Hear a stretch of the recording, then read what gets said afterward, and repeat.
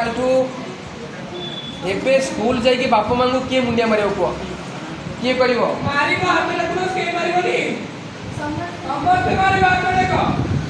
ଆରେ ଆଜି ଯାଇକି ବାପାଙ୍କୁ ମୁଣ୍ଡିଆ ମାରିବ ନା ନାହିଁ? ସବୁଦିନେ ସକାଳୁ ଉଠି ବାପା ମାଙ୍କୁ ପ୍ରଣାମ କରିବ। କାହିଁ କହିଲ, ବାପା ମାଙ୍କ ଠାରୁ ବଡ଼ ଦେବତା ସଂସାରରେ କେହି ନାହାନ୍ତି। ତାଙ୍କ ସକାଶେ ଆମେ ଭଲ ସାର୍ଟ ପିନ୍ଧୁଛେ, ଦୁଇଟା ଖାଇପାରୁଛେ, ଆମକୁ ସେ ସ୍କୁଲକୁ ନେଇକି ଛାଡ଼ୁଛନ୍ତି। ମୋ କଥା ବୁଝି ହେଉଛି ନା ବୁଝିପାରୁନ? ତେଣୁ ଆମେ କରିବା ସବୁଦିନେ ବାପା ମାଙ୍କୁ ପ୍ରଣାମ କରିବା। କିଏ କରିବନି ହାତ ଦେଖିଲ?